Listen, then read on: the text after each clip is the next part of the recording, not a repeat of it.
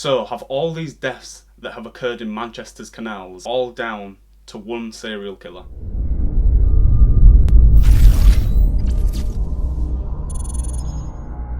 Hi everyone and welcome back to the channel for another true crime video. I know it's been a long time since I've done a true crime video. I've been really busy. In the Christmas holidays I had time off and I was like, right, I'm going to get as many videos out as I can or prepared to roll out for the new year. And then I felt ill. Couldn't really speak, but that did give me enough time to do a lot of research and I've got a load prepared. That's the little update from me. So for today's video, I'll be focusing on three main victims. There have been a lot more deaths that have occurred from this, but there's three main ones. Please do like the video and subscribe and turn the notification bell on so that you know when all my new videos come out, because as I say, more and more will be coming out each week. Every Sunday I hope to upload. I'll try and stick to that schedule. So quickly, before we get into the video, I'd like to say please follow me on Twitter. It's @LukeMorris_S and then an underscore.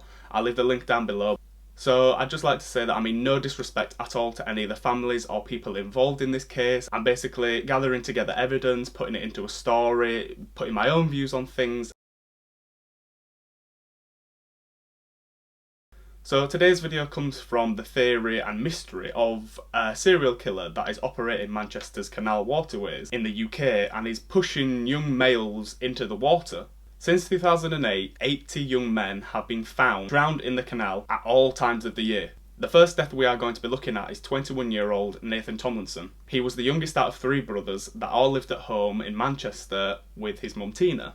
It was a week before Christmas on the 17th of December 2010 and Nathan had gone out on his Christmas do with his work colleagues. They had been to a few pubs and bars and ended up in the Mitre bar. I'm sorry if I've pronounced that wrong.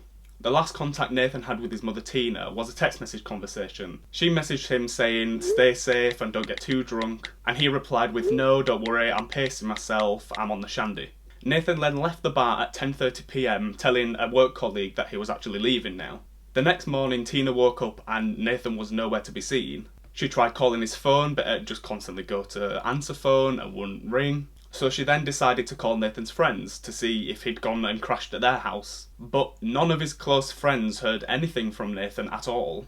Within the first week of Nathan being missing, Tina had the gut feeling that something was wrong. Although her family were reassuring and promising her, "Don't worry, he'll come back," she still had that feeling that he was actually dead.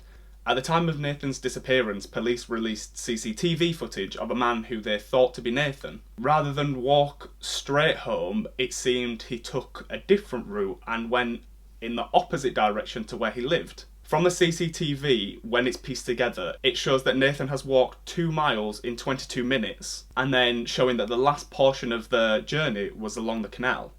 At one point in the CCTV footage, it shows that Nathan, or whoever this person was seen to be running for some unknown reason. On the footage, and if it was him on the footage, this could have either been out of fear to get away from someone, or he could have been chased, or it could have been down to the snowy cold weather and Nathan just wanted to get home as soon as possible, so he started running home. But then, again, this doesn't actually explain the reason why he took such a long route to get home.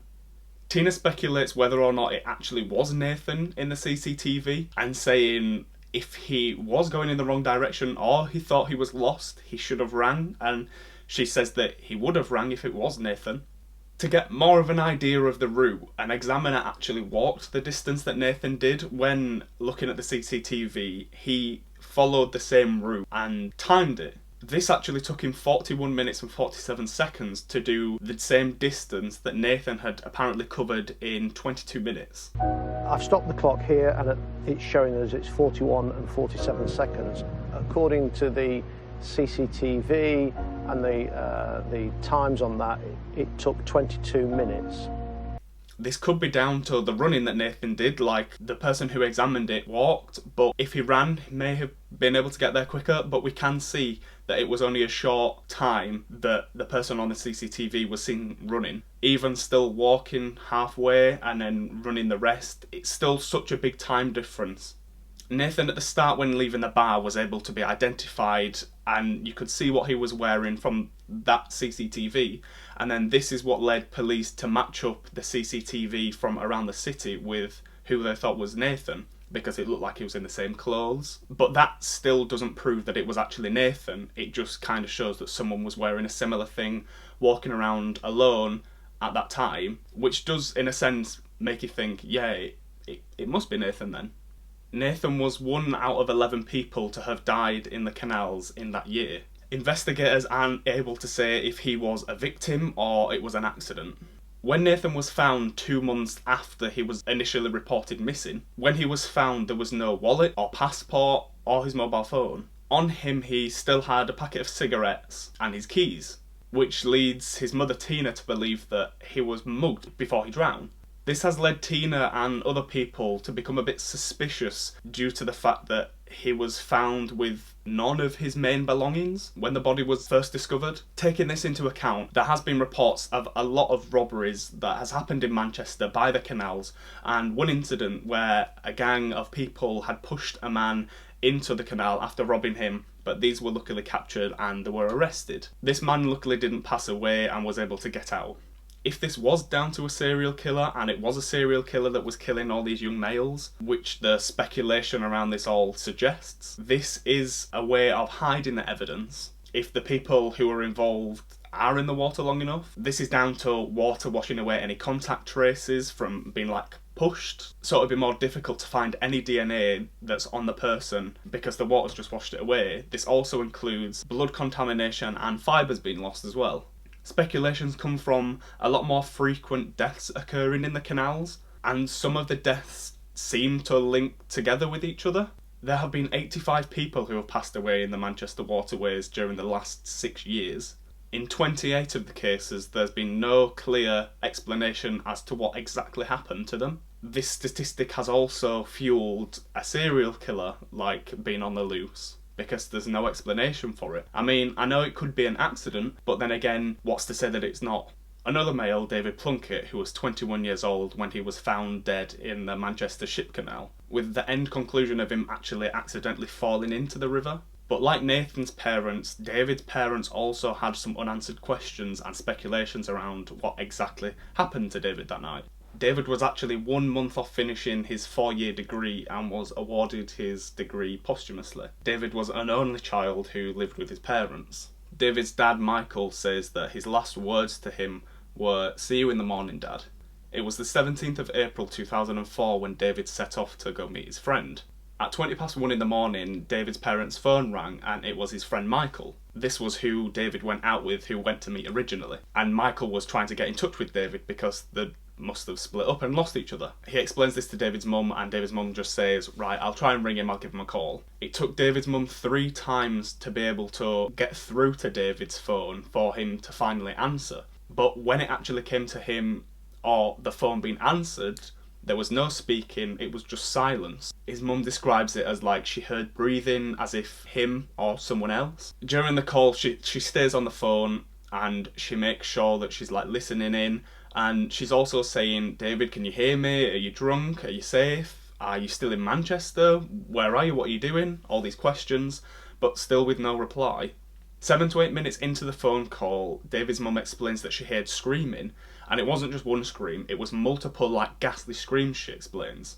After hearing the screams, she passes the phone to her husband and dials 999. Whilst passing the phone, David's father can still hear the screaming, and he describes it as something that he felt David was terrified at, he'd seen something or something had happened and he was terrified of it. At 4:30 in the morning, the phone went dead. Speculations have been that maybe during this call David could have kept quiet because he thought something was wrong, and he thought that if he was on the phone to his parents would have been aware so that they could use it as evidence for anything that had happened, and then kept quiet but still basically have someone there as a little bit of reassurance for himself. Or it could just be because he'd answered it on a pocket dial, he's just been walking and not realised or something. The screams at the end don't really explain a lot. The speculation around that is that if he was keeping quiet, and it was quiet because somebody was following him and he didn't want to be seen, the screams could have come from him being found, or this person doing something to him. Could it have been the person who pushed him, or someone who was involved in it that had answered the phone by accident or on purpose to basically show what they're doing to him? They could have answered it knowing that it was his phone, On a Friday afternoon, David's mother Anne had gone to see her husband Michael in work to basically give him the news that the police had found a body who they thought to be David. This was 2 weeks after David was first initially reported missing, to which a body was found in the canal, and the police have reported it as being down to alcohol. Michael, his father, states that when you are drinking alcohol, you are slightly aware of your surroundings in some cases, and with David on the phone, his parents feel that he wasn't massively intoxicated and that wasn't the reason why, and the screams that she heard, what she thought was out of fear. No explanation has been stated from what happened to David from the Daytona bar to the canal, as he should never have actually made that journey down there. It always seems to be happening when the person involved is alone. That might just be down to fault of their own, or it could be because someone's luring them in or getting them to go, or persuading them to go down, and then seeing that as a perfect chance to attack. The next person I'm going to be talking about is a 19-year-old student named Suffolk Powell, who disappeared in 2012 on New Year's Eve after attending the nightclub The Warehouse Project. I've actually attended this place before, and I think there's one canal that's like directly behind it, but there's no real reason to go behind there. There's like nothing. I think it's just a path, but it doesn't really lead to anything significant. I've never been to any of the canals because it was my first time visiting Manchester, and I had no real reason to go exploring, so I didn't really venture down and around, as obviously we're late and I didn't really know my whereabouts. Suffolk was very into art and had dreams of becoming a designer, and he was actually studying product design engineering at Manchester University. He would always be drawing, and he'd love to make something out of the work and pursue a career in that type of field. 22 days after he was reported missing from that night, Suffolk's body was found in the canal. Suffolk's parents believe that there was a third party involved in the disappearance and death of their son, whether that be a serial killer or just someone else. Suffolk's friend Jemma was with him on the night, and she was actually interviewed basically to get an idea of what happened. She explains that Suffolk and the others, that group, had only basically just got in and had got to the bar, maybe for one drink, before he was actually kicked out. We pretty much only just got in there, got to the bar because it was so busy, it took so long to get a drink. We hadn't had a lot of alcohol. By the time we'd all got in, he'd already been kicked out. At 10:55 PM, a bouncer had actually thrown Suffolk out for cutting in front for the toilets, which seems such a strange, unusual thing to kick someone out for. But this is how Suffolk ended outside on his own and becoming more vulnerable. Suffolk did send text messages to his friends inside, letting them know that he had actually been kicked out. We obviously thought he was with the other, and the others thought he was with us. And there was split into two groups, as Jemma had mentioned. They thought that Suffolk was with this group, and the other group thought that he was with this group.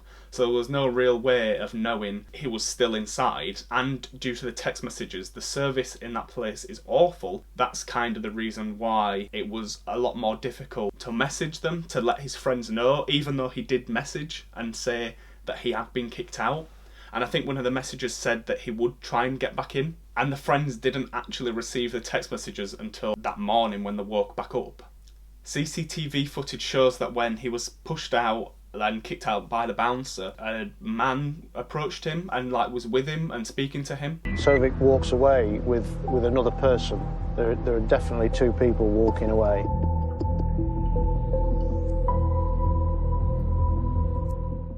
Suffolk's father thinks that this man who was seen with him on the CCTV is the reason for Suffolk's death. Suffolk and the male are both seen leaving the club together from the front and walking away together. The investigators who are part of this case have been trying to find out and identify this man who he was with. They've been into colleges, into the universities, and also to the press, and basically putting it out there, trying to find this man who he was with. But still to this day, this other person has not been identified. More CCTV footage from that night shows two people walking down the embankment at the opposite side of the club to the warehouse project behind. And then another part of the CCTV shows someone climbing up a 6-foot fence. Police believe this to have been Suffolk, who was trying to get back into the club, as I think I mentioned before. But the CCTV footage only manages to catch a glimpse of this person who they think is Suffolk, and he just disappears out of shot. The CCTV camera footage shows that two persons are going in the bank of the canal. At 11:30 p.m, CCTV then catches someone alone walking away from the scene, who they believe to have been the other person that Suffolk was with, and this was just the one person, and it seems that Suffolk wasn't actually with them at this point. The CCTV covering the canal shows one person leaving the area at 11:30. Police think it's the unidentified man who had been with Suffolk. This could have been the guy who Suffolk was seen with when he was kicked out, who approached him and then left together. They might have said, "Oh, I know a different way to get in, I can get you in through the back," and then lured him in a sense, to follow him, and then it could have happened from there, something could have progressed. Although the main idea is someone pushing these people into the canal, the rate at which suicide in males occurs is a lot more than what it is in females. That leads on to, could that be the reason why there's so many males being found dead in the canals? Could it be down to suicide? Or could it just be down to fault of their own? The thing is, with trying to commit suicide by drowning, is that it's extremely difficult because of your body's reflexes and the fact that it's telling you to breathe. So a lot of people do give in, obviously down to shortness of breath. So with that in mind, suicide doesn't seem as likely for the canals. Although the cold water will make people panic a lot more, and panicking when drowning, especially in cold water, is a huge reason for death occurring. Around 190 people have lost their lives in the UK and Irish waters each year, and over a half of the people who have been killed have never intentionally planned to go into the water. A campaign by the RNLI has given safety tips on what to do if you are in this situation or see someone in this situation. I'll leave a link to that campaign down in the description so you can have a look for yourself to become a little bit more aware. But what I'm going to do is basically just state some of their steps as to how to protect yourself. So step 1. If you find yourself unexpectedly in the water, float to increase your chances of survival. Do this by laying on your back and don't fight or struggle, because when you struggle you start to panic, and when you're panicking it just makes the situation a whole lot worse, as I mentioned before. Step 2. If you see someone else in trouble in the water, call 999 or 112 and ask for the Coast Guard. Cold water shock occurs when the water is below 15 degrees, and the average temperature in UK and Irish rivers is 12 degrees, so even in summer it is below what triggers the cold water shock. So yeah, as I say, the link for the campaign is down in the description, and there is also like an advert that you can watch as well to kind of get more detailed idea about what to do, or if you see anyone in that situation, how to help. The police have always said that there's no conspiracy and that none of the deaths are actually linked together. This then leads people on to believe that there could be a wider investigation happening and the police aren't actually allowed to mention anything to do with that. But when it was published in the newspaper that there could be a serial killer on the loose, the police reassured the parents who were involved that that wasn't the case, to put their mind at ease. Police say the main factor in the deaths that have occurred in the canals have been down to alcohol and the complete intoxication of the people involved.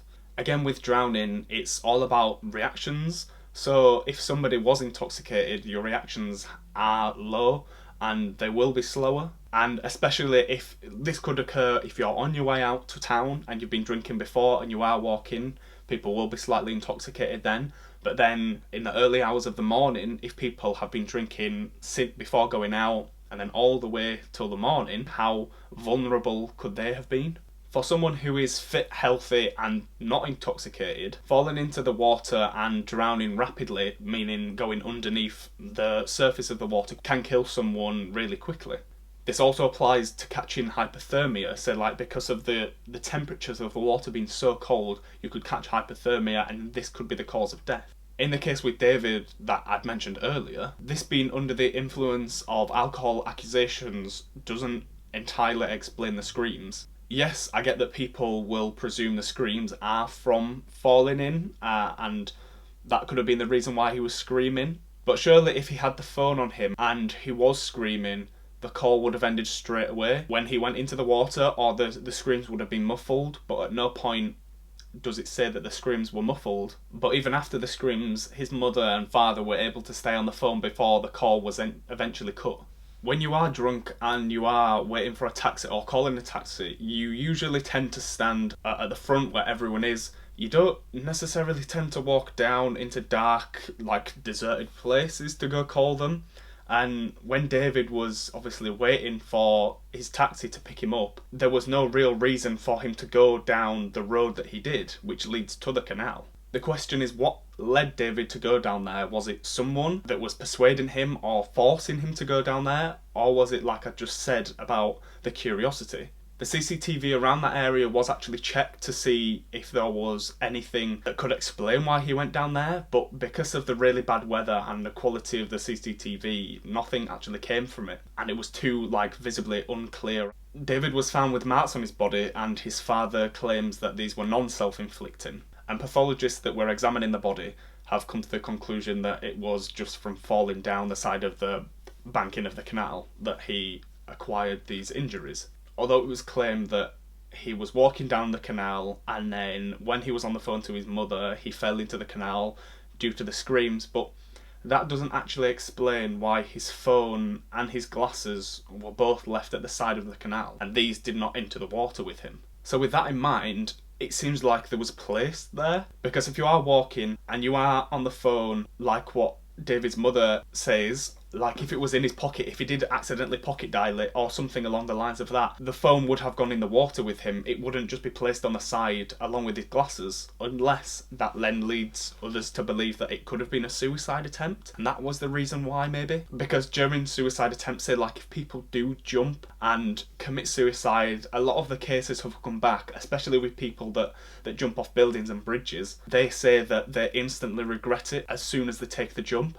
So this could have been the case as to why his phone and things were left on the side. He might not have wanted to take them in with him, and the screams could have been because of his regrets of the decision of doing the jump or something. I mean, there's a whole lot of speculation around and theories and ideas as to what's happened, and it's basically just getting to the bottom of it. And then this will obviously create a sign of relief to his parents to kind of understand a little bit more about what's happened to their son. There are also talks that the Manchester deaths were in fact such a large number, but then that was kind of almost justified by the amount of canal network that they had around Manchester. Then this was compared to Birmingham's much larger canal network, and the deaths in Birmingham were only half of what was happening in Manchester.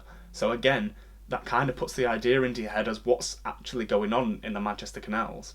Could this be down to the Manchester pusher? Or could it just be down to people not being as careful around Manchester?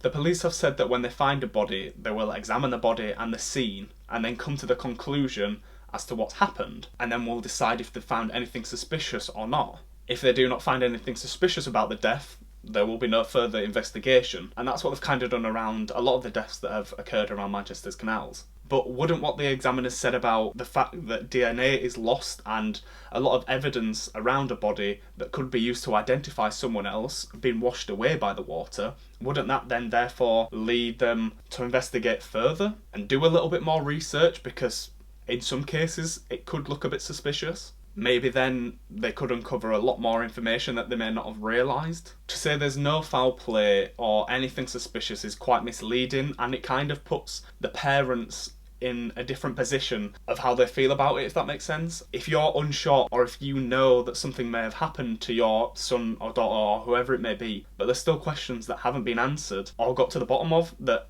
does make it look a little bit suspicious, you feel like you won't be able to rest. But because if there's not enough sufficient evidence to prove that there was a possibility of something else happening, the police will not do any more thorough investigation, as they could believe it was a waste of time. Like, if they've come to the conclusion that it was an accident and then there's nothing else that could be pieced together that's big enough for them to say, right, okay, we'll look into it again, they'll just leave it as that.